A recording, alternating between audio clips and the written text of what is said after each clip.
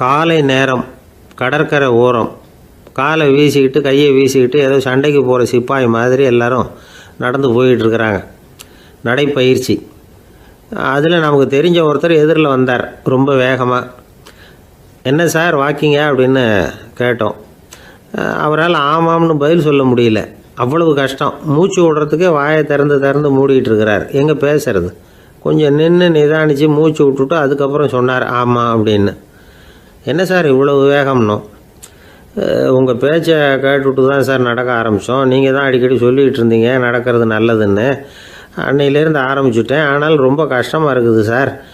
இப்போ பாருங்கள், உங்கள்கிட்ட சுலபமாக பேசக்கூட முடியல, மூச்சு வாங்குது, உடம்பு கூட வலிக்கிறது மாதிரி இருக்குது அப்படின்னு அவர் பாட்டுக்கு பேச ஆரம்பிச்சிட்டார். உங்களை யார் சார் இவ்வளவு வேகமாக நடக்க சொன்னது? வேகத்தை குறைங்க, மெதுவாக நடங்க அப்படின்னோம். நீங்கள் நடக்கிறதுனால என்னென்ன சௌகரியம்னு அன்றைக்கி சொன்னீங்களே தவிர சௌகரியமாக நடக்கிறது எப்படின்னு சொல்லலையே அப்படின்னார் அவர்.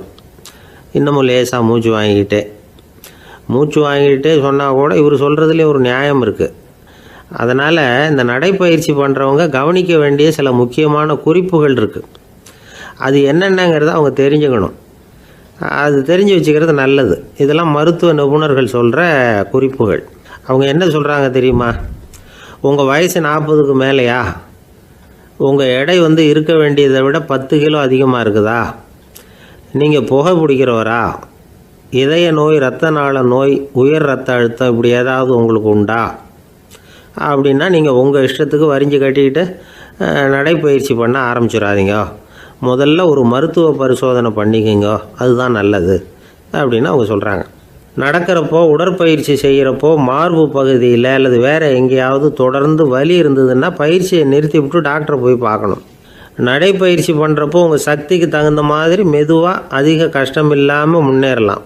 அங்கே என்ன போட்டியாக வைக்கிறாங்க? முந்திக்கிட்டு போய் என்ன பண்ண போகிறோம்? பரிசாக வாங்க போகிறோம். அதனால் நிதானம் அவசியம் அப்படிங்கிறது அவங்க ஆலோசனை. தொந்தரவு கொடுக்காத ஷூ, ட்ரெஸ்ஸு இதுகளை உபயோகப்படுத்துங்க. பாதத்தில் ஆடு தசை இருக்குல்ல, அங்கே ஏதாவது பிரச்சனை இருந்ததுன்னா டாக்டரை பாருங்கள். இந்த பாதத்தில் வலி வரும் அந்த இடத்துல. வெயில் காலமாக இருந்தால் தலைக்கு தொப்பி வச்சுக்கோங்க. பனியில் நடந்தாலும் அப்படி தான். தலையை பத்திரமா பார்த்துக்குங்க. நம்மக்கிட்ட ஏதோ கொஞ்சம் உருப்படியாக தெரியறது அது தானே. உடற்பயிற்சிக்கு முன்னாடி பின்னாடி பயிற்சி செய்கிறப்போ நிறைய தண்ணி குடிக்கலாமா.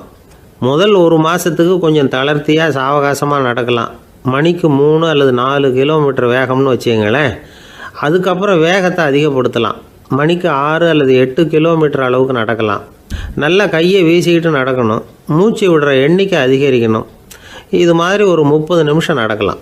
தனியாக நடந்து போகிறதுக்கு உங்களுக்கு என்னமோ மாதிரி இருக்குதா? கூட யாரையாவது சேர்த்துக்குங்க. ஒரு குரூப்பாக சேர்ந்து போகலாம். நடக்கிறதுங்கிறத ஒரு சந்தோஷமான சமாச்சாரமாக ஆக்கிக்கணும். தினம் இப்படி நடக்க வேண்டி இருக்குதே அப்படின்னு புலம்பிக்கிட்டே போகக்கூடாது. சில பேர் நடக்கிறப்போ கடந்த காலத்தை அசை போட்டுக்கிட்டே போவாங்க. சில பேர் வருங்காலத்தை அசை போட்டுக்கிட்டே போவாங்க. சில பேர் முக்கியமான திட்டம்லாம் இப்படி நடக்கிறப்போ தான் தீர்மானம் பண்ணுவாங்க. நடக்கிறதுனால மன இறுக்கம் குறையுது, பரபரப்பு குறையுது, மன ஆற்றல் பெருகுது, தன்னம்பிக்கை வளருது, முதுமை தள்ளி போகுது, செயல்திறன் அதிகரிக்குது. இதை தவிர உடம்புக்கும் பல விதமான சௌகரியங்கள் ஏற்படுது. அதனால் இது வரைக்கும் நடக்க ஆரம்பிக்காதவங்க இனிமேல் இந்த குறிப்புகளை கவனத்தில் வச்சுக்கிட்டு நடக்க ஆரம்பிச்சுடலாம். சார்லஸ் லேம்ப் அப்படின்னு ஆங்கில இலக்கிய மேதை ஒருத்தர். அவர் ஒரு தரம் உடம்பு சரியில்லைன்னு டாக்டர்கிட்ட போனாராம். டாக்டர் அவரை பார்த்துட்டு, நீங்கள் தினமும் காலையில் வெறும் வயத்தில் நடக்கணும் அப்படின்னாராம். வெறும் வயத்தில் நடக்கிறதுக்கு நான் தயார், ஆனால் வயிறு கிடைக்கணுமே சார்.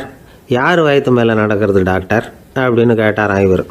தானத்தில் சிறந்தது எது அப்படின்னு ஒரு கேள்வியை கேட்டு, தானத்தில் சிறந்தது நிதானம் அப்படின்னு அதுக்கு ஒரு பதிலும் சொல்கிறவங்க உண்டு. நிதானம் ரொம்ப அவசியம். அதுவும் இன்றைய உலகத்துக்கு ரொம்ப அவசியம். இன்றைக்கி உலகம் ரொம்ப பரபரப்பாக போய்கிட்டு இருக்குது. பொறுமையாக இருக்கணும்னு நினைக்கிறவங்களால கூட அப்படி இருக்க முடியறதில்ல. பொறுமையை சோதிக்கிறது மாதிரி பல சம்பவங்கள். அதையெல்லாம் சந்திச்சே தீர வேண்டியிருக்குது. எங்கே போனாலும் க்யூவில் நிற்க வேண்டியிருக்குது. எங்கே போனாலும் காத்துக்கிட்டு இருக்க வேண்டியிருக்கு. ஆஃபீஸ்லேயோ வீட்லேயோ கூட நீங்கள் நிதானமாக பொறுமையாக நடந்துக்க தெரியலன்னா உங்களுக்கு சிடுமூஞ்சி, முசுடு இப்படிலாம் பேர் வச்சுருவாங்க. அது உங்களுக்கு தேவையா? சரி, வாழ்க்கையில் பொறுமைசாலின்னு பேர் வாங்கிறதுக்கு என்ன வழி?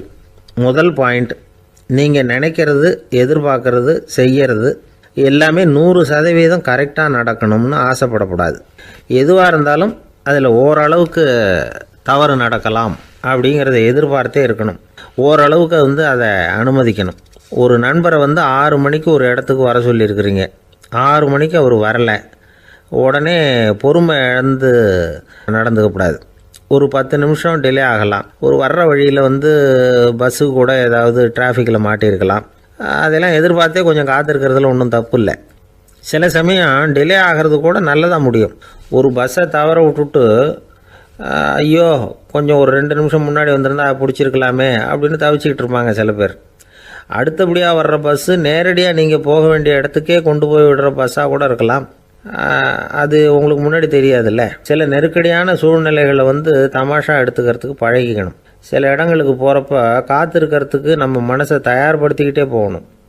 ஒரு ரயிலுக்கோ பஸ்ஸுக்கோ அல்லது விமானத்துக்கோ கப்பல் பிரயாணத்துக்கோ போகிறப்போ அங்கே போய் நீங்கள் மணிக்கணக்கில் கூட காத்துக்கிட்டு தான் இருக்கணும். புறப்படுற நேரம் கூட மாறலாம்.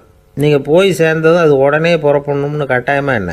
அது மாதிரி சமயத்தில் படிக்கிறதுக்குன்னு சில சுவாரஸ்யமான புத்தகங்களையும் கையில் எடுத்துக்கலாம். உங்களை சுற்றி எவ்வளவோ சுவாரஸ்யமான சம்பவங்கள் நடந்துக்கிட்டு இருக்குதுல்ல, அதையெல்லாம் வேடிக்கை பாருங்கள். எதுக்காக காத்துக்கிட்டு இருக்கிறோமோ அந்த காரியத்தில் உண்மையாகவே நமக்கு ஒரு அக்கறை இருந்தால் நமக்கு போர் அடிக்காது. சில கோயில்களில் பார்த்துருப்பீங்க, தரிசனத்துக்காக பக்தர்கள் நாள் கணக்கில் காத்துக்கிட்டு இருப்பாங்க. அவங்களெலாம் அழுத்துக்கிறது இல்லை. ஆண்டவனை தரிசிக்கணுங்கிற உண்மையான அக்கறை இருக்கிறதுனால அவங்களுக்கு போர் அடிக்கிறது இல்லை. ஆனால் சில சினிமா தியேட்டரில் கூட பார்க்கலாமே, சினிமா கியூ கூட அப்படி தான். சாயந்தரம் 6 மணி ஆட்டத்துக்கு காலம்பரம் 6 மணிக்கே போய் கூட காத்துக்கிட்டு இருப்பாங்க. அவங்களுக்கெல்லாம் போர் அடிக்காது, படம் பார்க்குற ஆர்வம். இன்னொரு முக்கியமான விஷயத்தை நாம் பழக்கப்படுத்திக்கணும். லிவ் ஃபார் தி மூமெண்ட் அப்படிங்கிறாங்க நிபுணர்கள். ரொம்ப பேர் எப்படின்னா அடுத்தபடியாக நடக்க போகிற விஷயத்திலேயே கவனமாக இருப்பாங்க.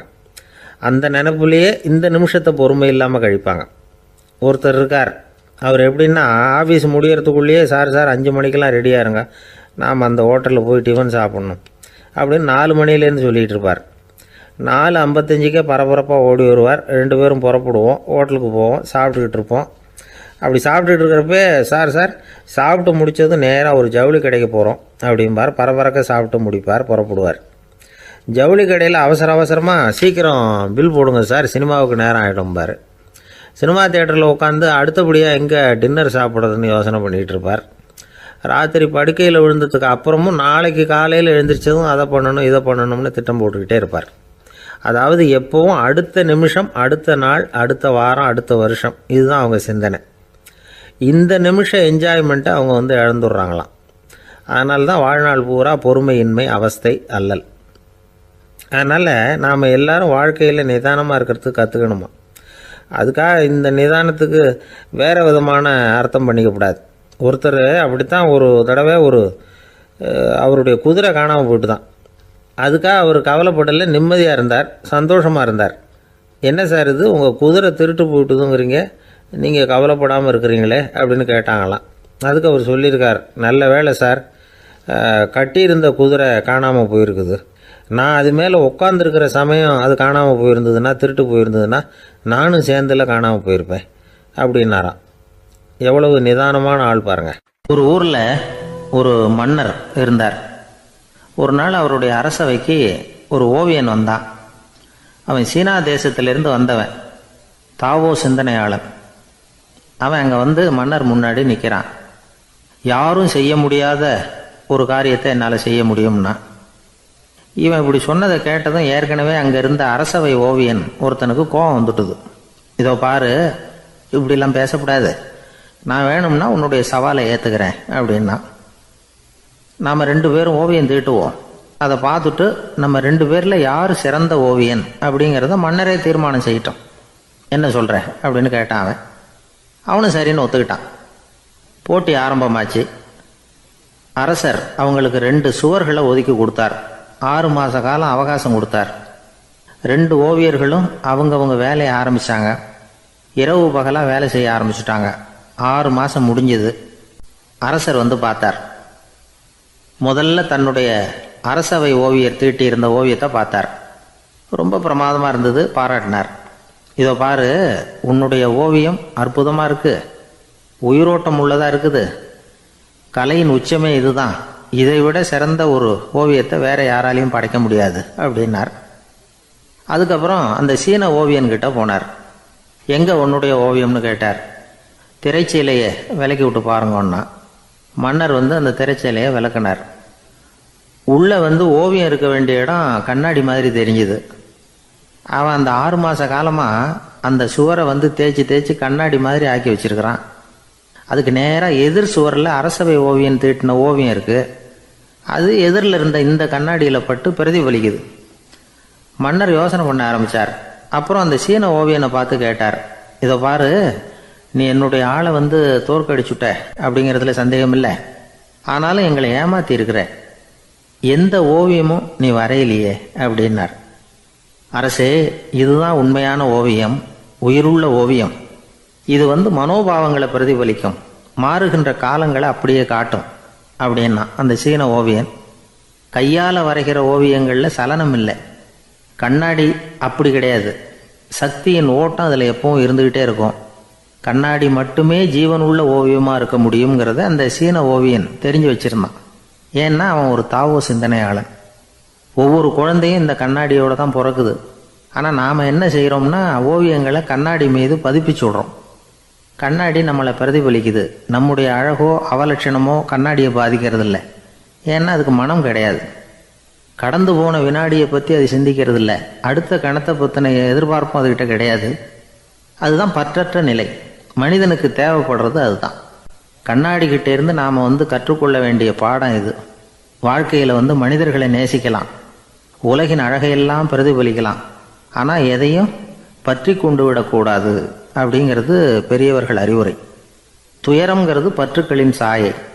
கண்ணாடி முன்னாடி நிற்கிறப்போவெல்லாம் நமக்கு இந்த ஞாபகம் வரணுமா. ஒரு குடும்பத் தலைவர் ஒரு நாள் காலையில் விடிஞ்சு எழுந்திரிச்சதும் சத்தம் போட்டார். யார் இந்த கருங்குரங்கு படத்தை என் ரூமில் கொண்டாந்து மாட்டி வச்சது அப்படின்னு கத்தினார். சமையல் கட்டிலிருந்து மனைவி பதில் சொன்னாங்க, தூக்க கலக்கத்தில் உளராதுங்க, நல்லா பாருங்க, அது படம் கிடையாது, முகம் பார்க்குற கண்ணாடி அப்படின்னாங்க. ஒரு பள்ளிக்கூடம் வகுப்பு நடந்துக்கிட்டு இருக்கு.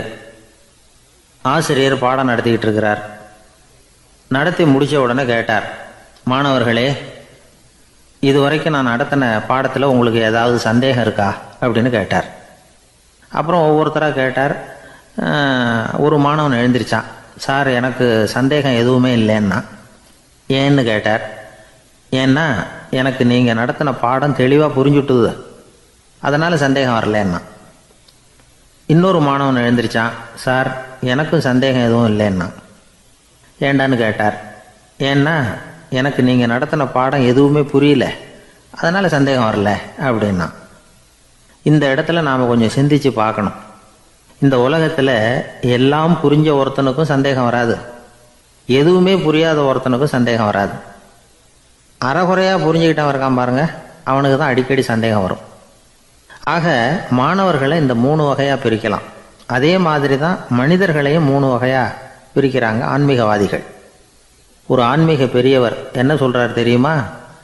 இந்த உலகத்தில் 3 வகையான மனிதர்கள் இருக்கிறாங்களாம். முதல் வகை எப்படி தெரியுமா? இவங்களுக்கு எதையும் தெரிஞ்சுக்கணுங்கிற அவசியமே கிடையாது. ஏன்னா அவங்களுக்கு எல்லாமும் தெரியும். இவங்க ஞானத்தின் முழு வடிவாக இருக்கிற காரணத்தினால அவங்களுக்கு எந்த சந்தேகமும் இல்லை, எந்த கேள்விகளும் கிடையாது.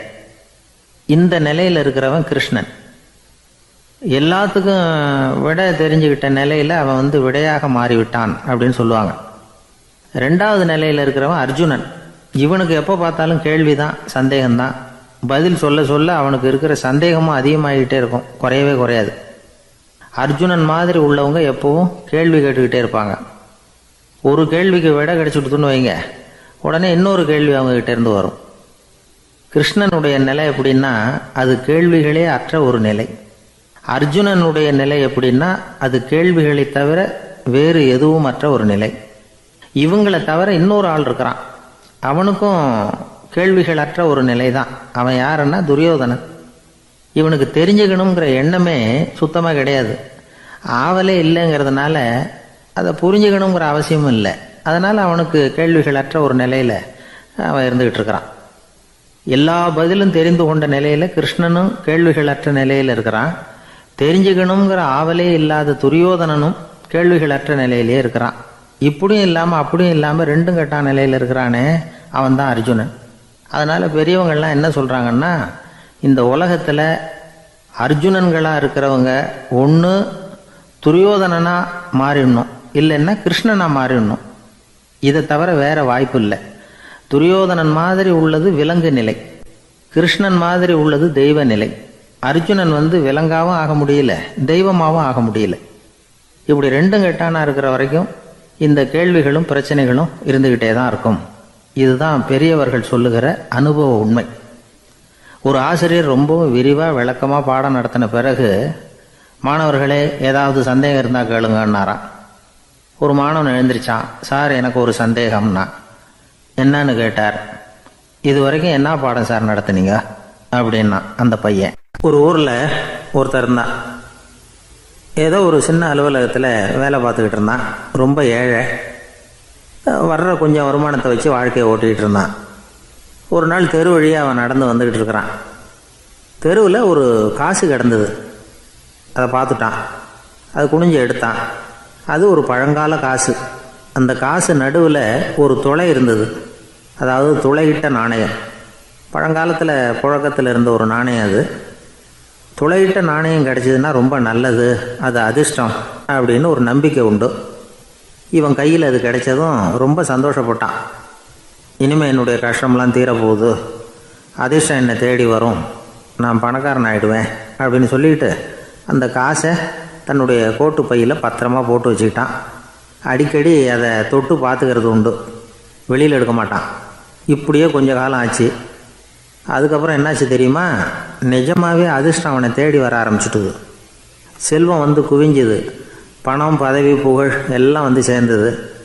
சமூகத்தில் அவன் ஒரு பெரிய மனுஷன் ஆகிட்டான். எல்லாரும் அவனை பாராட்டினாங்க. அவன் எதை தொட்டாலும் வெற்றி, எல்லாம் அந்த காசோட மகிமை அப்படின்னு அவன் மனசுக்குள்ளே நினச்சிக்கிட்டான். தினமும் காலையில் அந்த கோட்டை போட்டுக்கிட்டு தான் வெளியில் கிளம்புவான். புறப்படுறதுக்கு முன்னாடி கோட்டு பாக்கெட்டை தொட்டு பார்த்துக்குவான், உள்ளே காசு இருக்கா அப்படிங்கிறத உறுதிப்படுத்திக்குவான். அதுக்கப்புறம் தான் வெளியில் கிளம்புவான். இப்படியே பல வருஷம் ஓடி போச்சு. ஒரு நாள் அவனுக்கு அந்த ஆசை வந்துட்டுது. அதாவது அந்த துளையிட்ட நாணயத்தை எடுத்து கண்ணால் பார்க்கணும் அப்படின்னு. காலையில் சாப்பிட்டுக்கிட்டு இருந்தான். அப்போ தன்னுடைய மனைவிகிட்ட சொன்னான், ரொம்ப நாளைக்கு அப்புறம் என்னுடைய அந்த நாணயத்தை இன்றைக்கி வெளியில் எடுத்து பார்க்க போகிறேன்னா. என்னத்துக்கு அது, இப்போ அதை பார்க்க வேணாமே அப்படின்னு மெதுவாக இழுத்தாங்க அந்த அம்மா. இல்லை நான் பார்த்தே தீரணும் அப்படின்னு அவன் தன்னுடைய சட்டை பைக்குள்ளே கையை விட்டான். உள்ளே இருந்த நாணயத்தை வெளியில் எடுத்தான். பார்த்தா அவனுக்கு ஆச்சரியமாக போச்சு. அந்த நாணயத்தில் துளையே இல்லை. என்ன ஆச்சு அப்படின்னு சொல்லி அவன் ரொம்ப குழம்பி போயிட்டான். இப்போ அந்த அம்மா சொன்னாங்க, நான் தான் ஒரு நாள் உங்கள் கோட்டு ரொம்பவும் தூசியாக இருக்கேன்னு சொல்லி அதை ஜன்னலுக்கு வெளியில் உதறினேன். உள்ளே இருந்த அந்த காசு அப்போ எனக்கு தெரியாது, ஞாபகத்தில் இல்லை. அது தெருவில் விழுந்துட்டது போல இருக்கு. அதுக்கப்புறம் எவ்வளவோ தேடி பார்த்தேன், கிடைக்கல. அதுக்குள்ளே அதை யாரோ எடுத்துகிட்டு போயிட்டாங்க போல இருக்கு. அது இல்லைங்கிறது உங்களுக்கு தெரிஞ்சால் வருத்தமாக இருக்குமேங்கிறதுக்காக நான் தான் வேறு ஒரு நாணயத்தை எடுத்து சட்டை பைக்குள்ளே வச்சுட்டேன் அப்படின்னு விவரத்தை சொன்னாங்க அந்த அம்மா. இது எப்போ நடந்ததுன்னு கேட்டான். உங்களுக்கு அந்த காசு கிடைச்சதே அன்றைக்கி மறுநாளே இது நடந்து போச்சு அப்படின்னாங்களாம். இதை கொஞ்சம் யோசனை பண்ணி பாருங்கள். அவனுக்கு அதிர்ஷ்டத்தை கொடுத்தது அந்த நாணயம் இல்லை, அவனுடைய நம்பிக்கை, அதாவது தன்னம்பிக்கை. அதுதான் வேலை செஞ்சுருக்கு. இதிலிருந்து நாம் தெரிஞ்சுக்க வேண்டியது என்னென்னா, வாழ்க்கையில் முன்னேற நினைக்கிறவங்களுக்கு தன்னம்பிக்கை ரொம்ப முக்கியம். அது இல்லைன்னா முன்னேற முடியாது. ஒருத்தன் சொன்னானா, நான் எப்போவுமே என்ன தான் சார் நம்புவேன், மற்றவங்கள நம்ப மாட்டேன். நேற்றுக்கு பாருங்கள், திடீர்னு 10 பேர் என்னை அடிக்க வந்துட்டாங்க, நான் ஒருத்தனாகவே அதை சமாளித்தேன் அப்படின்றான் ரொம்ப பெருமையாக. அது எப்படின்னு கேட்டாங்களாம். ஒரே ஓட்டமாக அங்கேருந்து ஓடி வந்துட்டேன் அப்படின்னானா. வாழ்க்கையில் ரொம்பவும் அடிபட்டு அல்லல் போட்டுக்கிட்டு இருக்கிற ஒருத்தர் வந்தார். மனசு ரொம்பவும் நொந்து போய் பேசினார். இந்த உலகத்தில் மனுஷனாக பிறந்ததை விட மாடாக பிறந்திருக்கலாம் சார் அப்படின்னார். திடீர்னு என்கிட்ட இப்படி சொன்னால் அதுக்கு நான் என்னங்க பண்ண முடியும் அப்படின்னேன். உங்ககிட்ட வரணும்னு தோணுச்சு, அதனால் வந்தேன் அப்படின்னார். சரிங்க, இப்படி ஒரு யோசனை வந்ததுக்கு என்ன காரணம் அப்படின்னு சொல்லி அவர்கிட்ட கேட்டேன். அதுக்கு அவர் சொன்னார், என் பையனுக்கு வேலை தேடுறேன் கிடைக்கல, பொண்ணுக்கு மாப்பிள்ளை தேடுறேன் கிடைக்கல, வீடு கட்டுறதுக்கு கடன் கேட்குறேன் கிடைக்கல, மாடாக பிறந்திருந்தா இது மாதிரி கவலையெல்லாம் கிடையாதுல்ல, பேசாமல் வைக்கோலை தின்னுக்கிட்டு அசை போட்டுக்கிட்டே கடந்து விடலாமே அப்படின்னார் அலட்சியமாக. அதுக்கப்புறம் தான் அவர் சொன்ன கருத்தை நானும் கொஞ்சம் அசைப்போட ஆரம்பித்தேன் மனசுக்குள்ளே. இப்போது இயற்கையை பொறுத்த வரைக்கும் அது நாம் எல்லாரும் மகிழ்ச்சியாக வாழணும் அப்படின்னு தான் விரும்புது. விலங்குகள், பறவைகள், தாவரங்கள், அப்புறம் மற்ற உயிரினங்கள் எல்லாமும் நல்லபடியாக இருக்கணும் அப்படிங்கிறது தான் இயற்கையோட விருப்பம். அதில் ஒன்றும் சந்தேகம் இல்லை. இயற்கையோட அமைப்பை கொஞ்சம் கவனித்து பார்த்தா அதை நாம் நல்லா புரிஞ்சுக்கலாம். இருந்தாலும் இந்த ஆள் சொன்னதை கேட்ட பிறகு தான் ஒரு முக்கியமான வேறுபாடு புரிஞ்சுது. அதாவது இந்த உலகத்தில் உள்ள முக்கியமான பிரச்சனைகள் 6. அந்த 6 பிரச்சனைகளும் ஆடு மாடுகளுக்கு கிடையாது, மரம் செடி கொடிகளுக்கு கிடையாது. ஆனால் மனுஷன் அந்த 6 பிரச்சனைகளையும் சந்திக்க வேண்டியிருக்கு. சரி, அந்த 6 பிரச்சனைகள் என்னென்ன தெரியுமா? முதல்ல இந்த ஆடு மாடுலாம் நமக்குன்னு சொந்தமாக ஒரு வீடு இல்லையே அப்படின்னு கவலைப்பட்டுக்கிட்டு இருக்கிறதில்ல. ஆனால் மனிதனுக்கு வீடு தேவைப்படுது. இது ஒரு வித்தியாசம். இப்போ 2வது பிரச்சனை என்னென்னா ஆடை பிரச்சனை. ஒரு கோழியோ சேவலோ நாம் போட்டுக்கிறதுக்கு ஒரு சட்டை இல்லையே அப்படின்னு கவலைப்படுறதில்ல. ஆனால் மனுஷனுக்கு அந்த கவலை உண்டு. சரி, இப்போ 3வது என்னன்னு பார்த்தா கல்வி பிரச்சனை. ஒரு பசுமாடு கவலையோடு நின்றுக்கிட்டு இருக்கு அப்படின்னு வச்சுக்குவோம். நீங்கள் அதுக்கிட்ட போய் ஏன் பசுமாடை கவலையோடு நின்றுக்கிட்டு இருக்கிற அப்படின்னு கேட்குறீங்க. என் கண்ணுக்குட்டிக்கு எல்கேஜியில் இடம் கிடைக்கல, டொனேஷன் கொடுக்கறதுக்கு கையில் பணமும் கிடையாது, சிபாரிசுக்கு யாரை பிடிக்கிறதுன்னு தெரியல, இப்படியா சொல்லிகிட்டு இருக்கோம். அதுக்கு அந்த கவலையெல்லாம் கிடையாது. ஆனால் மனிதனுக்கு அந்த கவலை உண்டு. 4வது என்னன்னு பார்த்தீங்கன்னா வேலைவாய்ப்பு பிரச்சனை. வேலை கிடைக்கலையே அப்படின்னு வேப்ப மரம் கவலைப்படுறதில்ல, ஆனால் மனுஷன் கவலைப்படுறான். 5வது என்னன்னு பார்த்தா கல்யாண பிரச்சனை. எருமை மாடு பசுமாடு எல்லாம் பொண்ணுக்கு மாப்பிள்ளை தேடிட்டாலே இது பேப்பரில் மணமகன் தேவை அப்படின்னு விளம்பரமாக கொடுக்குது, அதெல்லாம் கிடையாது. 6வது என்னன்னு பார்த்தீங்கன்னா பணம் சம்பந்தமான பிரச்சனை. ஆடு மாடுலாம் பணத்தை சேமிக்கணும்னோ ஏதாவது நிதி நிறுவனத்தில் முதலீடு பண்ணணும்னோ நினச்சிக்கிட்டு இருக்கிறதில்ல. பணத்தை எப்படி காப்பாற்றுறது அப்படிங்கிற கவலையும் அதுகளுக்கு கிடையாது. குதிரை குளம்போடு பிறக்குது, அதனால் அது காடு மேடெல்லாம் கவலை இல்லாமல் தெரியலாம். ஆடு உடம்புல ரோமத்தோடு பிறக்குது, அதனால் அது குளிரை பற்றி கவலைப்பட வேண்டிய அவசியம் இல்லை. ஆனால் மனுஷனை பார்த்திங்கன்னா அவன் தான் ஒன்றும் இல்லாமல் பிறக்கிறான். ஏன் இந்த பாகுபாடு அப்படின்னு கேட்டால் இதை பற்றி கொஞ்சம் சிந்திச்சு பார்க்கணும். அதாவது இந்த சந்தேகத்தை ஒரு பெரியவர்கிட்டையும் கேட்டேன். அவர் சொன்னார் இதுக்கு பதில். அவர் இதே கேள்வியை இயற்கை கிட்ட கேட்டாராம். இயற்கை பதில் சொல்லிச்சான். வேறு யாருக்கும் கொடுக்காத ஒரு வலுவான கருவியை, ஒரு பவர்ஃபுல் வெப்பன் மனுஷனுக்கு கொடுத்துருக்குறேன்னு, அந்த கருவியை உபயோகப்படுத்தி அந்த 6 பிரச்சனையை மட்டும் இல்லை 6 கோடி பிரச்சனைகள் இருந்தாலும் அதையெல்லாம் சமாளிக்கலாம். அது கருவி என்ன தெரியுமா? அதுதான் 6வது அறிவு. அதை உபயோகப்படுத்தினா காலுக்கு செருப்பு தயார் பண்ணிக்கலாம், குளிருக்கு போர்வை தயார் பண்ணிக்கலாம், என்ன வேணும்னாலும் செய்யலாம் அப்படின்னு இயற்கை பதில் சொல்லிச்சான். அதனால் நாம் செய்ய வேண்டியது என்னென்னா இயற்கையை முதல்ல சரியாக புரிஞ்சுக்கணும். இயற்கையின் படைப்பையே நாம் சரியாக புரிஞ்சுக்கிறது இல்லையே, அதுதான் வேதனை. இந்த கதையை கேளுங்க. இப்போ நகரத்திலேருந்து ஒரு ஆள் கிராமத்துக்கு வந்தான். அங்கே ஒரு சிறுவன் மாடு மேய்ச்சிக்கிட்டு இருந்தான். நகரத்து ஆள் சொன்னான், எவ்வளோ அழகான பசு, அது சரி இதுக்கெல்லாம் ஏன் கொம்பு இல்லைன்னா. இதுக்கு அந்த பையன் பதில் சொன்னான், பசுமாட்டுக்கு கொம்பு இல்லாததுக்கு பல காரணங்கள் உண்டு. கண்ணுக்குட்டியாக இருந்தால் கொம்பு இருக்காது, பசு வளர்ந்து பெருசானதுக்கு அப்புறம் தான் கொம்பு முளைக்கும், இது ஒரு காரணம். சில சமயம் வளர்கிற கொம்பை எடுத்து விடுறது உண்டு, அது ஒரு காரணம். ஆனால் இதுக்கு ஏன் கொம்பு இல்லைன்னு கேட்குறீங்க, அதுக்கு என்ன காரணம்னா இது பசு இல்லை குதிரை அப்படின்னானா. கத்தியை தீட்டாதே புத்தியை தீட்டு அப்படின்னு ஒரு பெரியவர் புத்தி சொன்னார். அதை கேட்ட ஒரு இளைஞன், அது எப்படி பெரியவரை புத்தியை தீட்டுறது?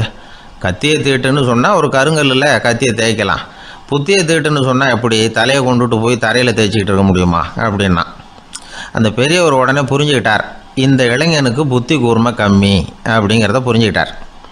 அது சரி, அறிவுக்கும் புத்திசாலித்தனத்துக்கும் என்ன வித்தியாசம்? இது ஒரு முக்கியமான கேள்வி. அறிவுன்னா என்ன, புத்திசாலித்தனம்னா என்ன? இதே கேள்வியை சாக்ரட்டிஸ் கிட்ட அவருடைய சீடன் ஒருத்தன் கேட்டானான். ஐயா, அறிவுக்கும் புத்திசாலித்தனத்துக்கும் என்னங்க வித்தியாசம் அப்படின்னு கேட்டிருக்கான். சாக்ரட்டிஸ் நிமிர்ந்து பார்த்துருக்கிறார் அந்த சீடனை. அதுக்கப்புறம் சொன்னாராம், நான் சொல்கிறேன் உன்னுடைய கேள்விக்கு பதில், ஆனால் அதுக்கு முன்னாடி நீ ஒரு காரியம் பண்ணணும்னாரான். என்னங்க செய்யணும் சொல்லுங்கன்றிருக்கான். அதோ பாரு ஒரு பெரியவர் உட்காந்துருக்கிறாரு, அவர்கிட்ட போ, இங்கேருந்து பக்கத்தில் இருக்கிற அந்த கிராமத்துக்கு போய் சேர எவ்வளவு நேரம் ஆகும் அப்படின்னு கேட்டுட்டு வா அப்படி சொன்னார் சாக்ரட்டிஸ். சரின்னு சொல்லிவிட்டு இவன் போனான். அந்த பெரியவர் முன்னாடி போய் நின்னான். ஏங்க பெரியவரை, இங்கேருந்து அதோ தெரியுத அந்த கிராமத்துக்கு போய் சேர்றதுக்கு எவ்வளோ நேரம் ஆகும் அப்படின்னு கேட்டான். பெரியவர் நிமிர்ந்து பார்த்தார். ஆனால் பதில் எதுவும் சொல்லலை. இவன் மறுபடியும் ஒரு தடவை அதே கேள்வியை அவர்கிட்ட கேட்டான். என்னங்க, நான் கேட்குறது உங்கள் காதில் விழுதா? அந்த கிராமத்துக்கு போய் சேர்றதுக்கு எவ்வளோ நேரம் ஆகும் அப்படின்னு சொல்லி மறுபடியும் கேட்டான். அப்பவும் அவர் பதில் சொல்லலை. உடனே அவன் மனசுக்குள்ளே முடிவு பண்ணிக்கிட்டான். சரி, பெரியவர் ஒரு மாதிரியாக தெரிகிறார், புத்தி சுவாதீனம் சரியில்லாத ஒரு மாதிரி தெரியுது அப்படின்னு நினச்சிக்கிட்டே வந்த வழியிலே திரும்பி வந்துட்டான். கொஞ்சம் தூரம் நடந்திருப்பான். இப்போ அந்த பெரியவர் மறுபடியும் கூப்பிட்டார். இளைஞனே இப்படி வாடினார். இவனுக்கு ஒன்றும் புரியல. மறுபடியும் திரும்பி நடந்தான். அவர் முன்னாடி போய் நின்னான். பெரியவர் சொன்னார், தம்பி, இங்கேருந்து அந்த கிராமத்துக்கு போய் சேர்றதுக்கு 5 நிமிஷம் ஆகும் அப்படின்னார். இப்போது அந்த இளைஞன் அந்த முதியவரை ஒரு மாதிரியாக பார்க்க ஆரம்பித்தான். அதுக்கப்புறம் கொஞ்சம் யோசித்தான். பிறகு அவர்கிட்டே கேட்டுட்டான், ஏங்க பெரியவரை, இதே பதிலை அப்போவே என்கிட்ட சொல்லியிருக்கலாமே, என்னை திரும்பி போன்னு சொல்லிவிட்டு பாதி தூரம் போனதுக்கப்புறம் மறுபடியும் கூப்பிட்டு அதுக்கப்புறம் இப்படி சொல்கிறீங்களே, இது நியாயமா அப்படின்னா. பெரியவர் சிரித்தார். அதுக்கப்புறம் சொன்னார், ஏன்பா, நீ எவ்வளவு வேகமாக நடக்கிறேங்கிறத பார்க்காம நீ கிராமத்துக்கு போய் சேர வேண்டிய நேரத்தை எப்படி என்னால் சொல்ல முடியும்? அதனால தான் உன்னை கொஞ்சம் தூரம் நடக்க விட்டு உன்னுடைய நடையின் வேகம், அந்த கிராமம் இருக்கிற தூரம் ரெண்டையும் கணக்கு போட்டு அதுக்கப்புறம் நேரத்தை சொன்னேன்னார். சீடன் வந்து தலை குனிந்தான். அப்படியே திரும்பி வந்து சாக்ரட்டிஸ் முன்னாடி நின்னான். சாக்ரட்டிஸ் இப்போ சொல்கிறார், தம்பி, அதுக்கு பேர் தான் புத்திசாலித்தனம். இந்த அறிவு கூர்மை வந்து எல்லா இளைஞர்களுக்கும் வரணும் அப்படிங்கிறதுக்காகத்தான் கத்தியை தீட்டாத புத்தியை தீட்டு அப்படின்னு பெரியவங்கள்லாம் சொல்லிகிட்டு இருக்கிறாங்க. புத்தியை தீட்டுறவங்கெல்லாம் வாழ்க்கையில் அறிவாளியாகிறாங்க, தீட்டாதவங்க கோமாளியாகிறாங்க. இதுதான் இன்றைக்கி நடக்கிறது. அதனால் அறிவு கூர்மைங்கிறது வேற. இந்த காலத்து ஆசாமி ஒருத்தர் இன்னொருத்தரை பார்த்து கேட்டார், ஏங்க, ஒரு விமானம் இங்கேருந்து புறப்பட்டு 2 மணி நேரத்தில் மதுரைக்கு போய் சேருது. நல்லா கவனிங்க, ஒரு விமானம் இங்கேருந்து புறப்பட்டு 2 மணி நேரத்தில் மதுரைக்கு போய் சேருது அப்படின்னா என்னோடய வயசு என்னன்னு கேட்டார். இவர் கேட்குறதுல ஏதாவது அர்த்தம் இருக்கா? அதாவது இங்கேருந்து புறப்பட்டு 2 மணி நேரம் ஆகுது மதுரைக்கு போகிறதுக்கு, அப்படின்னா என் வயசு என்னன்னு கேட்குறாரே. இதை கேட்ட உடனே அவர் பதில் சொன்னார், அப்படின்னா உங்களோட வயசு 20 அப்படின்னார். எப்படிங்க அவ்வளவு கரெக்டாக சொன்னீங்க அப்படின்னு கேட்டார். வேறு ஒன்றும் இல்லை, எங்கள் பக்கத்து வீட்டில் ஒரு முழு பைத்தியம் இருக்குது, அதோட வயசு 40, அப்படின்னா உன் வயசு 20 தான் இருக்கணும் அப்படின்னார். அரை பைத்தியம்னு முடிவு பண்ணிக்கிட்டார். அதனால் வாழ்க்கையில் அறிவு கூர்மைங்கிறது ரொம்ப அவசியம். அந்த புத்திசாலித்தனம் இருக்கிறவங்க வாழ்க்கையில் வெற்றி பெறுவது நிச்சயம். ஒரே ஒரு ஊரில் ஒரு ராஜா இருந்தார். அவர் பேரில் மக்களுக்கு ரொம்ப மரியாதை. அவ்வளவு நல்லா ஆட்சி புரிஞ்சுக்கிட்டு வந்தார். அவருக்கு வயசாயிட்டுது.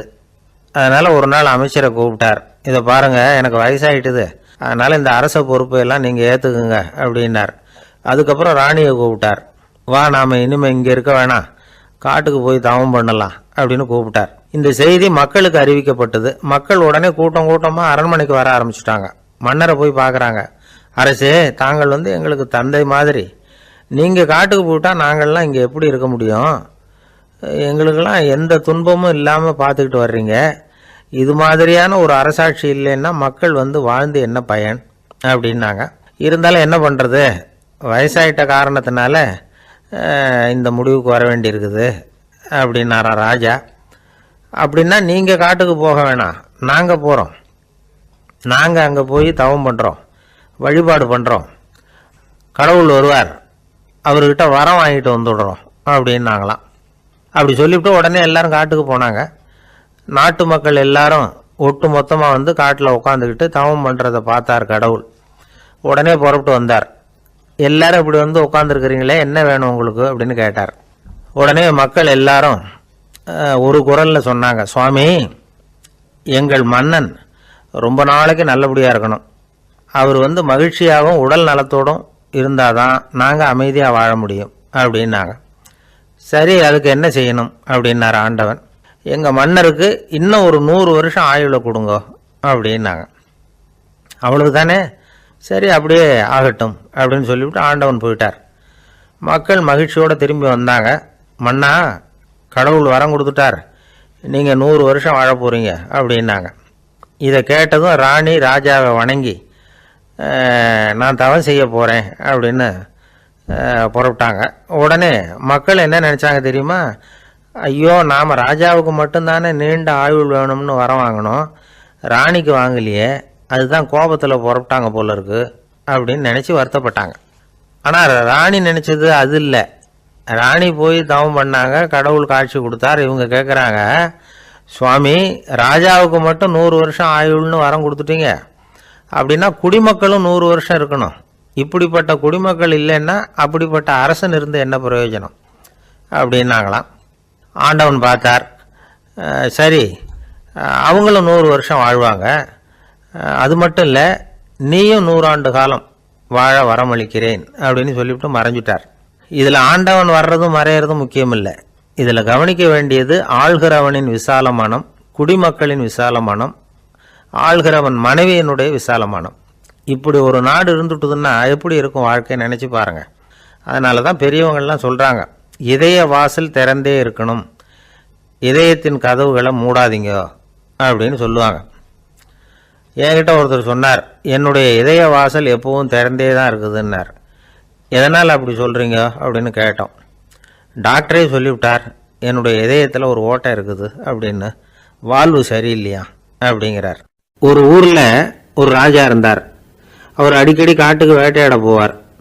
சில நண்பர்களையும் கூட அழைச்சிக்கிட்டு போவார். காட்டுக்கு போனதும் ஆளுக்கு ஒரு பக்கமாக போய் வேட்டையாடுவாங்க. சாயந்தரமாக திரும்பி வருவாங்க. மறுநாள் அரண்மனையில் உட்காந்து ஒவ்வொருத்தரும் அவங்க அனுபவங்களை எல்லாம் சொல்லிக்குவாங்க. அவங்க வீரத்துக்கு தகுந்த மாதிரி பரிசை அந்த ராஜா கொடுப்பார். இது மாதிரி ஒரு தடவை எல்லாரும் வேட்டைக்கு போயிட்டு திரும்பி வந்ததும் உட்காந்து பேச ஆரம்பிச்சிருக்கிறாங்க. ஒருத்தன் சொன்னான், தன்னுடைய வீர தீர செயலை பற்றி அளக்க ஆரம்பிச்சிட்டான். ஏன்னா அதுக்கு பரிசு கிடைக்க போகுதில்ல, அதனால். அவன் என்ன சொன்னான் தெரியுமா? அரசே, நேற்றுக்கு காட்டில் என்னாச்சு தெரியுமா? எனக்கு நேராக ஒரு சிங்கம் வாயை திறந்துக்கிட்டு வந்துட்டுது. நான் பயப்படவே இல்லை. உடனே ஒரு கல்லை எடுத்து குறி பார்த்து வீசினேன். சிங்கத்து வாய்க்குள்ளே போய் அந்த கல் மாட்டிக்கிட்டுது. அவ்வளவுதான். அந்த சிங்கம் என்னை பார்த்துட்டு பயந்துட்டு ஒரே ஓட்டமாக திரும்பி ஓடி போயிட்டுது அப்படின்னா. ஆஹா பலே அப்படின்னு எல்லாரும் கை தட்டினாங்க. 2வது ஆள் ஒருத்தன் எழுந்திரிச்சான். அவன் சொல்ல ஆரம்பித்தான், அரசே, நான் போன வழியில் 2 பெரிய மலைப்பாம்பு கிடந்தது, என்னை முழுங்கிறதுக்கு வந்தது. நான் என்ன பண்ணேன் தெரியுமா? அந்த 2 பாம்போட வாலையும் ஒன்றா சேர்த்து முடிச்சு போட்டுட்டேன். அவ்வளவுதான். அது அங்கே இழுக்க இது இங்கே இழுக்க முடிச்சு நல்லா இறுகி போட்டுது அப்படின்றான். ஆஹா அற்புதம்னு சொல்லி எல்லாரும் கை தட்டினாங்களாம். அடுத்தபடியாக 3வது ஆள் ஒருத்தன் வந்தான். அவன் சொல்ல ஆரம்பித்தான், மன்னா, நான் போன பாதையில் குறுக்க ஒரு ஆறு, அதில் இறங்கி குளித்தேன். யாரோ காலை பிடிச்சி இழுக்கிறது மாதிரி இருந்தது. திரும்பி பார்த்தா ஒரு பெரிய முதலை. நான் உடனே அப்படியே ஒரு துள்ளல் துள்ளி அது முதுகில் போய் உக்காந்துக்கிட்டேன். அதை அப்படியே கரைக்கு நீந்த வச்சேன். கரைக்கு வந்து சேர்ந்ததும் அப்படியே ஒரே துள்ளி குதித்து கரைக்கு வந்துட்டேன் அப்படின்றான். அவன் தன்னுடைய வீரத்தை அப்படி சொல்லியிருக்கான். அடடா எப்பேற்பட்ட வீரம் அப்படின்னு எல்லாரும் கை தட்டினாங்களாம். 4வது ஆள் எழுந்திரிச்சான். மன்னா, நான் போன இடத்துல ஒரு கரடி வந்து என்னை துரத்த ஆரம்பிச்சுட்டுது. நான் ஒரு மலை உச்சிக்கு வந்துட்டேன். அதுக்கப்புறம் ஒரு அடி எடுத்து வச்சாலும் அதில் பாதாளத்தில் விழ வேண்டியது தான். அந்த நேரம் பார்த்து ஒரு பெரிய ராட்சச கழுகு அந்த பக்கமாக பறந்து வந்தது. நான் உடனே அப்படியே உயர எழும்பி அந்த கழுகோட காலை பிடிச்சிக்கிட்டேன். அப்படியே தொங்கிக்கிட்டே வந்தேன். ஒரு நல்ல இடம் வந்ததும் தொப்புன்னு கீழே குதிச்சு நடந்து வந்துட்டேன்னா. இதுக்கும் எல்லாரும் கை தட்டுறாங்க. கடைசியாக ஒரு ஆள் எழுந்திரிச்சான். அரசே, நான் வந்து போன வழியில் ஒரு பெரிய யானை குறுக்க வந்தது. பயங்கரமாக சத்தம் போட்டுக்கிட்டே வந்தது. நான் பயந்து ஓடலை. உடனே என்ன பண்ணேன் தெரியுமா? அந்த யானையோட வாலை பிடிச்சி தூக்கினேன். தலைக்கு மேலே தூக்கி கரன்னு சுற்றினேன். வேகமாக சுற்றி வீசி எறிஞ்சேன். அவ்வளவுதான். அதே ஸ்பீடில் அந்த யானை மேலே போக ஆரம்பிச்சுட்டுது. இன்னும் கூட அது போய்கிட்டே தான் இருக்குது, கீழே விழவே இல்லைன்னா. இதை கேட்டதும் ராஜாவுக்கு கோபம் வந்துட்டுது. என்ன முட்டாள்னு நினச்சிக்கிட்டு பேசுறியா? யானையை வந்து நீ வாழை பிடிச்சி தூக்குன, அதை நான் நம்பணுமா அப்படின்னார். உடனே இவன் பணிவாக பதில் சொன்னான், அரசே, ஒரு சிங்கத்து வாயில் கல் மாட்டிக்கிட்டதை நம்புறீங்க, மலைப்பாம்பு வாழை பிடிச்சி முடிச்சு போட்டதை நம்புறீங்க, முதல்ல முதுகில் சவாரி பண்ணதையும் நம்புறீங்க, கழுகு காலை பிடிச்சிக்கிட்டு பறக்கிறதையும் நம்புறீங்க. அப்படி நம்புறப்ப நான் சொன்னதை மட்டும் நம்பக்கூடாதா அப்படின்னு கேட்டானான். பொய் சொன்னவங்கெல்லாம் தலையை தொங்க போட்டுக்கிட்டாங்களாம். ராஜா அவங்கள பார்த்து சொன்னாராம், நீங்கள் எல்லாரும் என்னை முட்டாளாக்கி இருக்கிறீங்க. கடைசியாக பேசின இவன் தான் எனக்கு உண்மை எது பொய் எதுங்கிறத புரிய வச்சிருக்கிறான். இவன் தான் உண்மையான தைரியசாலி அப்படின்னு சொல்லி அவனுக்கே பரிசையெல்லாம் கொடுத்து பாராட்டினாராம். இப்படி ஒரு கதை. உண்மையை நிலைநாட்டுகிறவன் தான் உண்மையான வீரன் அப்படிங்கிறத இதிலிருந்து நாம் புரிஞ்சுக்கணும். இந்த காலத்துல எல்லாம் பொய் சொன்னாதான் பிழைக்க முடியுங்கிறது ஒரு சில பேரோட நம்பிக்கை. ஒரு அப்பாவுக்கு தன் மகனுக்கு பொய் சொல்ல தெரியலையேங்கிற கவலை. பொய் சொன்னாதான் இந்த உலகத்தில் பிழைக்கலாம், ஆனால் இவனுக்கு அது தெரியலையே, அதனால் இவனை அழைச்சிட்டு போய் நடுக்கடலில் விட்டுட்டு வந்துடுவோம் அப்படின்னு அழைச்சிட்டு புறப்பட்டான். கடற்கரைக்கு போனான். மகனுக்கு சந்தேகம், எங்கேப்பா என்னை அழைச்சிட்டு போகிறேன்னு கேட்டிருக்கான். கடலில் மீன் பிடிக்க கற்றுக் கொடுக்க போகிறேன் உனக்கு அப்படின்னானா. நான் ஏற்கனவே மீன் பிடிச்சிட்டேனேன்னானா இவன் மகன். எங்கே அதுன்னு கேட்டிருக்கான் அப்பங்காரன். சுட்டு சாப்பிட்டுட்டேன்னு இருக்கான் புள்ள. அப்பங்காரன் பார்த்தான், சரி நம்ம புள்ள பொழைச்சிக்கோ அப்படின்னு சொல்லி திருப்பி அழைச்சிட்டு வந்துட்டானா. இணை புரியாத 2 நண்பர்கள் இருந்தாங்களாம். 2 பேரும் விடாமல் சிகரெட்டு குடிக்கிறவங்க. அதில் ஒருத்தன் செத்து போட்டான். இன்னொருத்தன் அதுக்கப்புறம் 2 சிகரெட்டாக குடிக்க ஆரம்பித்தானா. ஏன் இப்படி பண்ணுறேன்னு கேட்டிருக்காங்க. நான் ஒரு சிகரெட்டு தான் குடிக்கிறேன், செத்து போன என்னுடைய ஃப்ரெண்டு இருக்கானே செத்து போனவன், அவனுக்காக இன்னொரு சிகரெட்டு குடிக்கிறேன் அப்படின்னு நானா. இது ரொம்ப ஆபத்து, விட்டுடு அப்படின்னு சொல்லியிருக்காங்க. சரின்னு ஒத்துக்கிட்டான். ஆனால் அதுக்கப்புறமும் ஒரு சிகரெட் விதமாக குடிச்சிக்கிட்டே இருந்தான். சிகரெட்டு பழக்கத்தை நீ இன்னும் விடலையான்னு கேட்டாங்களாம். அந்த பழக்கத்தை நான் எப்போ விட்டுட்டேன், இப்போ நான் குடிக்கிறது என் ஃப்ரெண்டுக்காக அப்படின்னு நானா. இவங்கெல்லாம் எப்படி திருந்துறது? அளவுக்கு மிஞ்சினால் அமிர்தமும் நஞ்சு அப்படின்னு சொல்லுவாங்க. அது உண்மைதான். ஒருத்தருக்கு அளவுக்கு மீறிய புகழ் வந்துட்டுதுன்னு வச்சுங்க, அது கூட ஆபத்தாக போயிடுறது உண்டு. பழங்காலத்துல எல்லாம் கிரேக்க தேசத்தில் ஒரு பழக்கம் உண்டாம். அதாவது யாராவது ஒருத்தரை நாடு கடத்தணும்னா அதுக்கு ஒரு வழி உண்டு. அதாவது ஒருத்தரை நாடு கடத்தணும்னு மக்கள் விரும்புகிறாங்கன்னு வச்சுங்களேன், அவர் பேரை ஒரு மண்பாண்ட ஓட்டுச்சில்லில் எழுதி அதை ஒரு குறிப்பிட்ட பொது இடத்துல போட்டுற வேண்டியது, அவ்வளவுதான். இது மாதிரி பல பேர் போட்டுக்கிட்டே இருப்பாங்க. எல்லாம் அப்படியே குவிஞ்சு போயிடும். அந்த ஓட்டாஞ்சில்லு குவியலில் யாருடைய பேர் அதிகமாக இருக்குதோ அந்த நபரை ஒரு 10 ஆண்டுகள் நாடு கடத்தி விடுவாங்க. இது அந்த ஊர் வழக்கமாக. ஒரு நாள் அந்த குவியலுக்கு பக்கத்தில் ஒரு ஆள் நின்றுக்கிட்டு இருக்கிறான். அவன் கையில் ஒரு ஓட்டாஞ்சில்லு வச்சிருக்கிறான். அதில் யாரோட பேரையோ எழுதணும், எழுதி அந்த இடத்துல போடணுங்கிறது அவன் ஆசை. ஆனால் அவன் படிக்காதவன், அதனால் எழுத தெரியல. யாராவது அந்த வழியாக வர்றாங்களான்னு பார்த்துக்கிட்டே நின்றுக்கிட்டு இருந்தான். ஒரு பெரியவர் வந்துக்கிட்டு இருந்தார். அவர்கிட்ட ஓடினான். கையில் இருந்த மண்பாண்ட சில்லை கொடுத்தான். ஐயா, இதில் ஒரு பேர் எழுதி கொடுங்களேன்னா. அந்த பெரியவர் அதை வாங்கி கையில் வச்சுக்கிட்டு, என்ன பேர் எழுதணும் சொல்லு அப்படின்னா. இவன் சொன்னான், அரிஸ்டைடிஸ் அப்படின்னு எழுதுங்க அப்படின்னா. இதை கேட்டதும் அந்த பெரியவருக்கு அதிர்ச்சி. ஏன்னா அவர் தான் அரிஸ்டைடிஸ், தத்துவ மேதை அரிஸ்டைடிஸ் அவர். இருந்தாலும் நான் தான் அதுங்கிறத காட்டிக்காம அந்த ஆளுகிட்ட கேட்டார். அது சரிப்பா, அரிஸ்டைடிஸ்ங்கிற பேரை எழுத சொல்கிற, அவர் உனக்கு என்ன கெடுதல் பண்ணார், அவர் பேரை இதில் எழுத சொல்கிறியே அப்படின்னு கேட்டிருக்கார். அதுக்கு இவன் சொன்னானா, அவர் எனக்கு எந்த கெடுதலும் பண்ணலை, அவரை நான் பார்த்தது கூட இல்லை அப்படின்ட்டுருக்கான். அப்புறம் எதுக்காக அவரை நாடு கடத்தணும்னு நீ ஆசைப்படுற அப்படின்னு கேட்டிருக்கார். இப்போ அந்த ஆள் சொல்கிறான், அரிஸ்டைடஸை பற்றி எல்லாரும் பேசுகிறாங்க, அவர் ரொம்ப நல்லவர், அவர் ஒரு பெரிய அறிவாளிங்கிறாங்க, அவர் ஒரு பெரிய வள்ளல், பேரறிஞர், இப்படி எல்லாரும் சொல்கிறத கேட்டு கேட்டு எனக்கு ரொம்ப அழுத்து போயிட்டுது, அதனால தான் வெறுப்பாயிட்டேன் அப்படின்னு நானும். இதிலேருந்து என்ன தெரியுது? நாம் நல்லவனாக இருக்கிறதுல ஒன்றும் இடைஞ்சல் இல்லை. ஆனால் நம்மளை நல்லவன் நல்லவன் எல்லாரும் சொல்ல ஆரம்பிச்சிட்டாங்கன்னு வச்சுக்கோங்க, அப்போ இடைஞ்சல் ஆரம்பம்னு அர்த்தம். எதுவுமே அளவுக்கு மிஞ்சி போகாமல் பார்த்துக்க வேண்டியது ரொம்ப அவசியம். அளவுக்கு அதிகமாக ஆசைப்படாதவங்களில் ஆப்ரஹாம் லிங்கனும் ஒருத்தரான். அவர் ஒரு தடவை தன்னுடைய நண்பர்கள்கிட்ட பேசிக்கிட்டு இருந்தாராம். ஒருத்தர் கேட்டிருக்கார், ஒரு மனுஷனுக்கு கால்கள் எவ்வளோ உயரம் இருக்கணும் அப்படின்னு கேட்டாராம். இதுக்கு ஆப்ரஹாம் லிங்கன் சொன்னாராம், அது என்ன, இடுப்புலேருந்து தரையை தொடுற அளவுக்கு உயரம் இருந்தால் போதும் அப்படின்னாராம். ஆரம்ப காலத்தில் ஒரு குரு, அப்போ ஒரு சீடன் இருந்தான். அது வேடிக்கையான குரு, வேடிக்கையான சீடன். ஒரு ஆசிரமம். ஒரு நாள் ஒருத்தன் அவசரமாக அந்த குருவை தேடி வந்திருக்கிறான். என்ன விஷயம்னு விசாரித்தார் குரு. உங்கள் சீடர் என்னை அடிச்சுட்டார் அப்படின்னு புகார் பண்ணானா அந்த ஆள். குரு சீடனை கூப்பிட்டார். அடிச்சே அந்த ஆளை அப்படின்னு கேட்டாராம். ஆமான் இருக்கான் சீடன். ஏன் அடிச்சே அப்படின்னு கேட்டாராம். இந்த ஆள் உங்களை பற்றி மட்டமாக பேசிவிட்டான், என்னால் அதை தாங்கிக்க முடியல, அதனால தான் அடிச்சுட்டேன்றான். அப்படி என்ன பேசினா அப்படின்னு கேட்டாராம். உன்னுடைய குருநாதர் இப்போல்லாம் அர்த்தமில்லாமல் பேச ஆரம்பிச்சுட்டார் அப்படின்னு சொல்லிவிட்டான், அதனால தான் அடிச்சுட்டேன் அப்படின்னு நானாம். அதுக்காக அடித்தே அப்படின்னாராம்.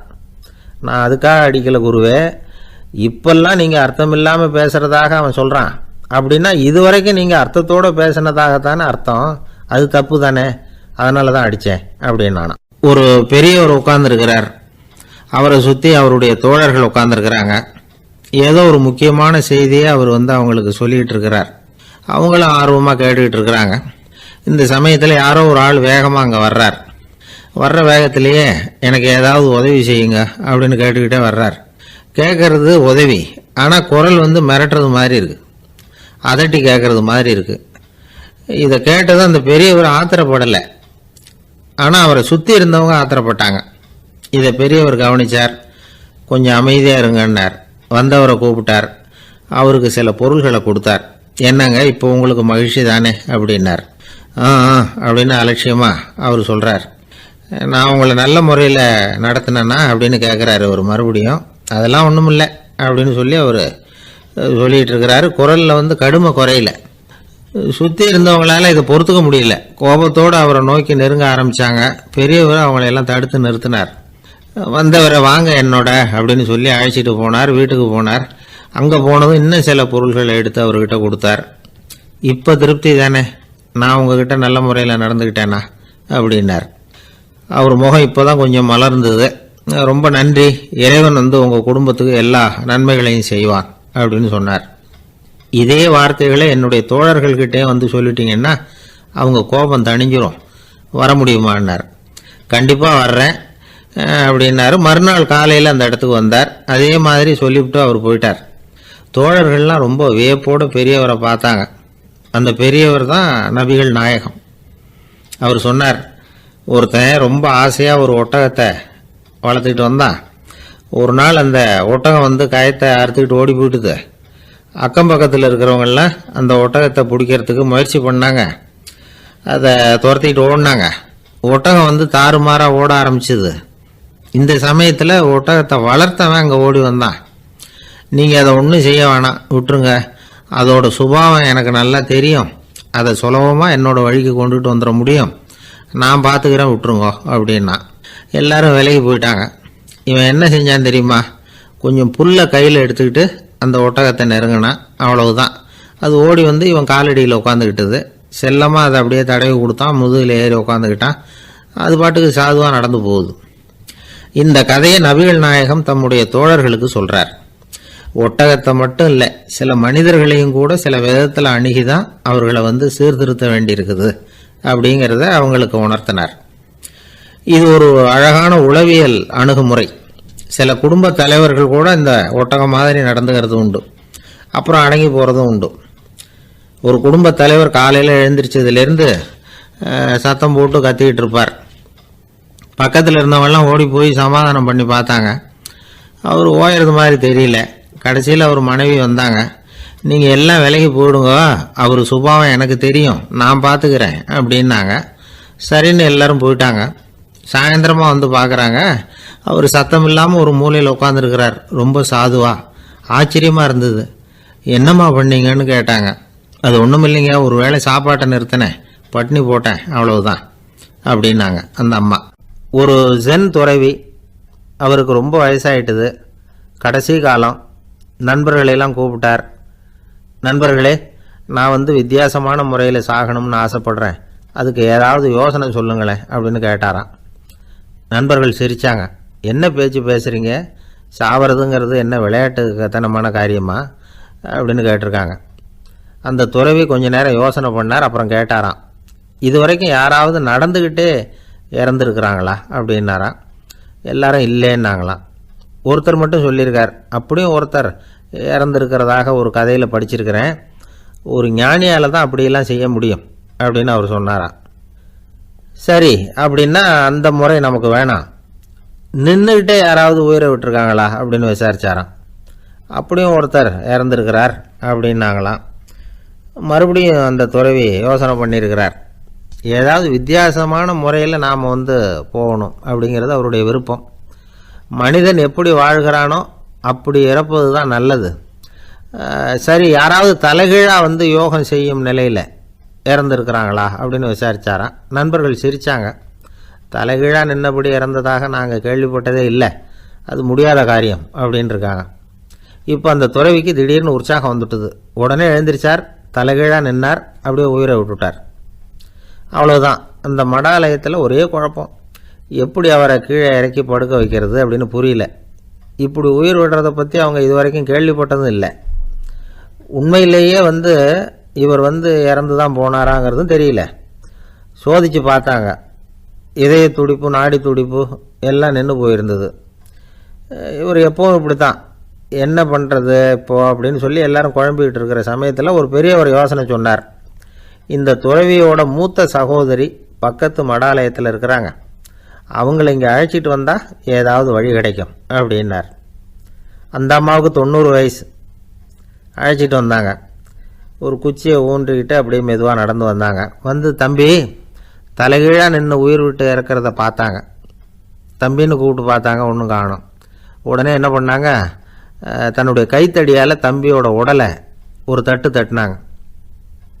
ஏப்பா, சாகிறப்பவும் உன்னுடைய குறும்புத்தனத்தை விடலையா? இப்படியாடா சாகிறது, ஒழுங்காக செத்து தொலை அப்படின்னாங்களாம். அவ்வளவுதான்.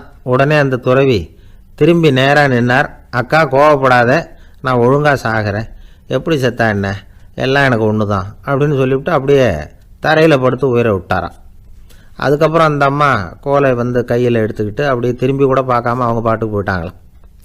மரணத்தை ஒரு விளையாட்டாக ஆக்கிய அந்த துறவிக்கு வாழ்க்கையே ஒரு விளையாட்டாக தான் இருந்திருக்குது. எந்த நோக்கமும் இல்லாமல் செயல்படுறதுன்னா என்னங்கிறதும் அவருக்கு தெரிஞ்சிருக்குது. பயனை எதிர்பார்க்காம பணி செய்து வாழ்ந்து மறைந்த மகான் அவர். தம்முடைய தொழிலை விளையாட்டு போல செய்ய தெரிஞ்சவருக்கு வாழ்க்கையே ஒரு விளையாட்டாக மாறிடும். எல்லாமே விளையாட்டாகி விடுகிற போது மரணமும் விளையாட்டாகிவிடும் அப்படிங்கிறது தான் அந்த தத்துவம். ஆனால் அதுக்கு முன்னாடி உங்களுக்குள்ளே இருக்கிற உண்மையான நடிகனை நீங்கள் அடையாளம் கண்டுபிடிக்கணும். நீங்கள் நடிக்க வேண்டியதே இல்லை, நீங்கள் ஏற்கனவே நடிச்சுக்கிட்டு தான் இருக்கிறீங்க. நீங்கள் இந்த உண்மையை தெரிஞ்சுக்கணும், அவ்வளவுதான். இதுதான் ஞானிகளுடைய கருத்து. வாழ்க்கையை சரியாக புரிஞ்சுக்கிட்டால் எல்லாமே நடிப்புங்கிறது புரியும். கல்யாண பத்திரிக்கை அனுப்பியிருந்தேனே, ஏன்டா வரலன்னு கேட்டான் ஒருத்தன். வந்திருந்தேனே அப்படின்னானா இவன். டேய், ஏன்டா போய் சொல்கிற, நான் பத்திரிக்கையே உனக்கு அனுப்பலையே அப்படின்ட்டுருக்கான் அவன். அதுக்கு இவன் சொன்னானா, பத்திரிக்கை அனுப்புனேன்னு நீ போய் சொல்கிறப்போ கல்யாணத்துக்கு வந்தேன்னு நான் போய் சொல்லக்கூடாதா அப்படின்னானா. விவசாயிகள் அவங்க விவசாயம் முன்னேறி இருக்கிற அளவுக்கு விவசாயிகளுடைய வாழ்க்கை தரம் முன்னேறலை. அந்த அளவுக்கு அவர்கள் நாட்டுக்காக உழைச்சிக்கிட்டு இருக்கிறாங்க. அந்த காலத்திலே அதை பற்றி ஒரு கதை சொல்கிறது உண்டு. ஒரு வயசான ஆள் நிலத்தில் ஏறு உழுதுகிட்டு இருந்தாராம். கிழிஞ்சு போன ஒரு சின்ன துண்டை தான் இடுப்பில் கட்டியிருந்தாராம். தலையில் ஒரு கந்தலை சுற்றி இருந்தார். உடம்பு பூரா சேரு, ரொம்ப ஏழை. ஏறு ஓட்டிகிட்டு இருக்கிறவர் வேறு எப்படி இருப்பார்? இருந்தாலும் அந்த ஆள் ரொம்ப ஜாலியாக பாட்டு பாடிக்கிட்டே ஏறு உழுதுகிட்டு இருந்தாராம். உடம்புல தான் அவர் ஏழையை தவிர மனசில் ஒரு ஏழையாக தெரியல. அந்த சமயத்தில் அந்த நாட்டு ராஜா அந்த பக்கமாக குதிரை மேலே வந்தாராம். வேட்டைக்கு போயிட்டு பரிவாரங்களோடு திரும்பி வந்துகிட்டு இருக்கிறார். ரொம்ப செல்வ செழிப்பில் இருக்கிற ராஜா அவர். இந்த வயசான விவசாயியை பார்த்துருக்கார். இந்த ஆள் ரொம்பவும் ஏழைங்கிறது அவர் பார்த்தாவே பளிச்சுன்னு தெரியுது. கட்டிக்கிறதுக்கு நல்ல துணி இல்லை, உடம்போ இழைச்சி போயிருக்குது, வயது முதுகில் போய் ஒட்டிகிட்டு இருக்கு, கண்ணு குழு விழுந்து போயிருக்குது. ஆனாலும் முகத்தை பார்த்தா சந்தோஷமாக இருக்கிற மாதிரி இருக்கு. இவ்வளவு உற்சாகமாக பாடிக்கிட்டு இருக்கிறாரே அப்படின்னு ஆச்சரியமாக நினச்சி பார்த்தார் அந்த ராஜா. சரி, அவர்கிட்ட கொஞ்சம் பேச்சு கொடுத்து பார்க்கலாம் அப்படின்னு முடிவு பண்ணார். ஐயா பெரியவரே, இப்படி கொஞ்சம் வர முடியுமான்னாராம். பொழுது போகிறதுக்குள்ளே நான் இந்த வயல் பூரா உழவு ஓட்டியாகணும், அதனால் பேசுறதுக்கு நேரம் இல்லை அப்படின்னாராம் அந்த பெரியவர். என்ன அவ்வளவு அவசரமா? மீதி இருந்தால் நாளைக்கு உழுதக்கூடாதா? அது சரி, உனக்கு எத்தனை ஏக்கர் நிலம் இருக்குது அப்படின்னு விசாரிச்சிருக்கார் ராஜா. எனக்குன்னு சொந்தமாக உள்ளங்கை அளவு கூட நிலம் கிடையாது. இது எங்கள் முதலாளியோட நிலம். இதை பூராவும் உழுது முடிச்சாதான் அவர் கூலி கொடுப்பார். நான் கூலிக்கு ஊதுகிட்டு இருக்கிறேன். உங்ககிட்ட பேசிக்கிட்டு இருந்தா அவருக்கு துரோகம் பண்ணது மாதிரி ஆயிடும் அப்படின்னாராம். ராஜா குதிரையை விட்டு கீழே இறங்கினார். வரப்பில் நடந்து அந்த பெரியவர்கிட்டயே போனாராம். சரி, ஒரு நாள் பூரா உழுதான் உனக்கு எவ்வளவு கூலின்னு கேட்டிருக்கார்.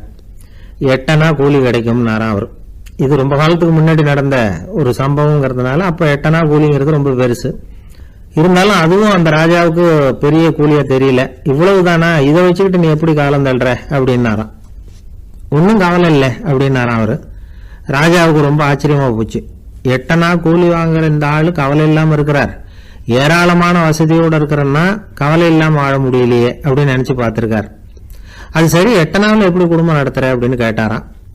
எனக்கு கிடைக்கிற 8 அணாவில் 2 அணா குடும்பத்துக்கு செலவழிக்கிறேன், 2 அணா பழைய கடனுக்கு கொடுக்குறேன், 2 அணா தர்மம் செய்யறேன், 2 அணா வட்டிக்கு கொடுக்குறேன், ஒரு குறையும் இல்லைன்னாராம். ராஜாவுக்கு ஒன்றும் புரியல.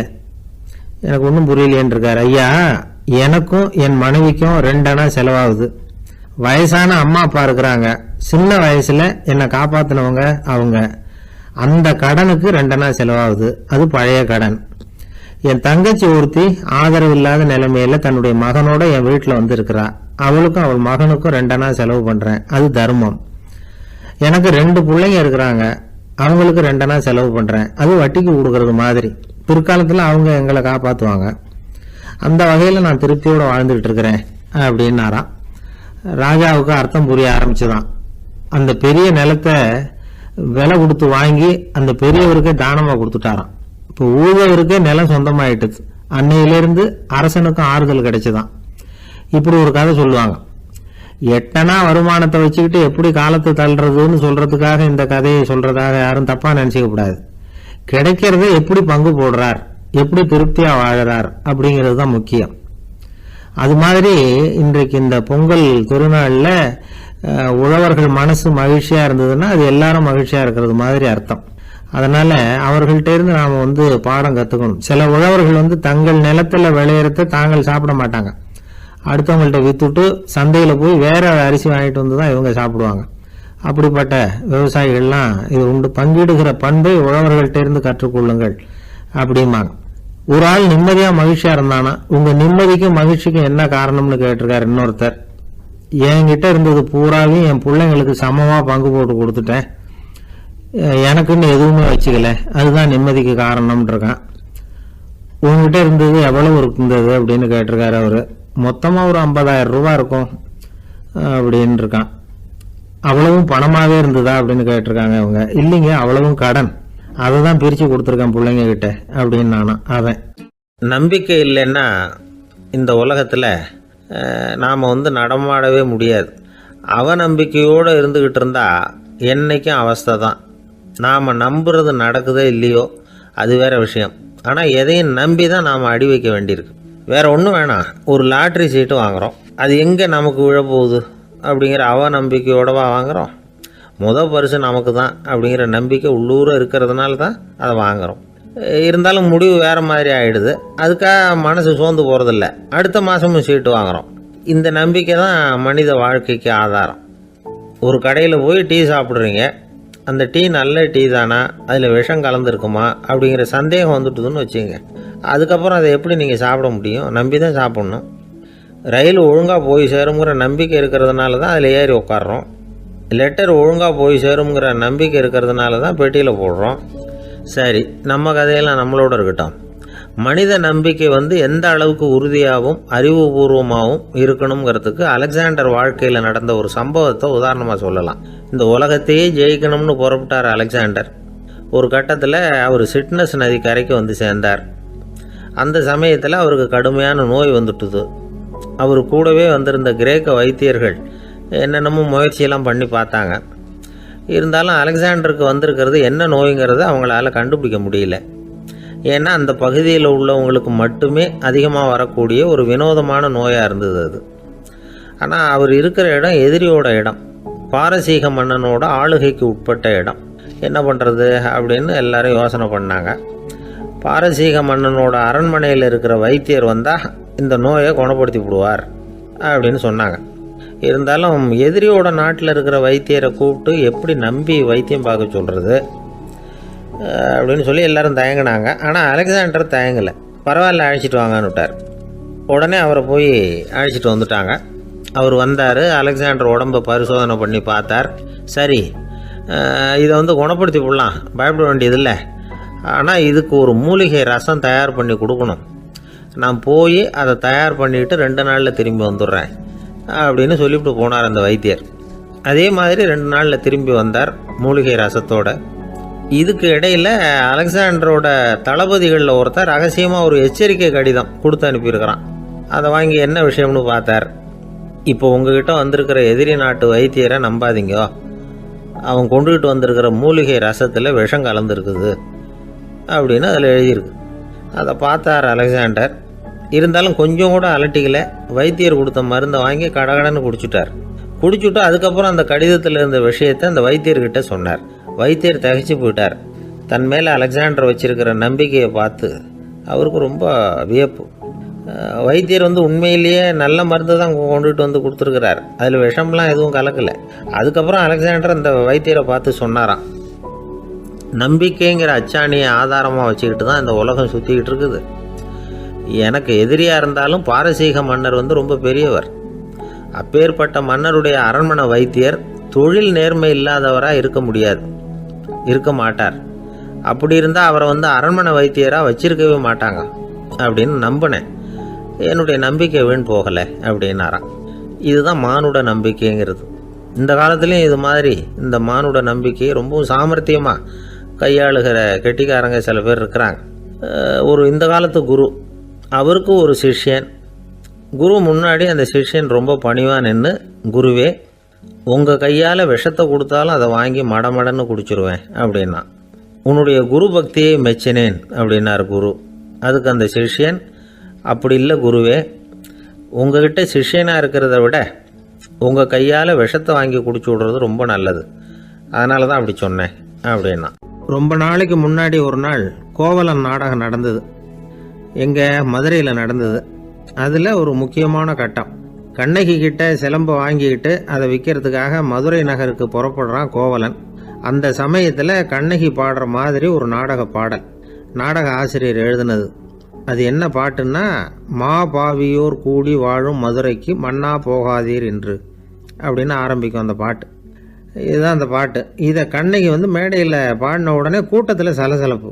நம்ம ஊர்லேயே நமக்கு முன்னாடியே நின்றுக்கிட்டு மா பாவியோர் கூடி வாழும் மதுரை அப்படின்னு சொல்கிறாங்களே, என்ன தைரியம் அப்படின்னு எல்லாம் குழப்பம் பண்ண ஆரம்பிச்சிட்டாங்க. மக்கள் சத்தம் போட ஆரம்பிச்சிட்டாங்க. எதிர்ப்பு குரல் அது பாட்டுக்கு வர அதிகமாக போட்டுது. கொண்டுக்கிட்டு வா அந்த நாடக ஆசிரியரை, எழுதுனது யார் அப்படின்னு ஒரே சத்தம், கூச்சல். வேறு வழி இல்லை. மெதுவாக மேடைக்கு வந்தார் அந்த நாடக ஆசிரியர். 4 பக்கத்திலிருந்தும் கேள்வி கணைகள்.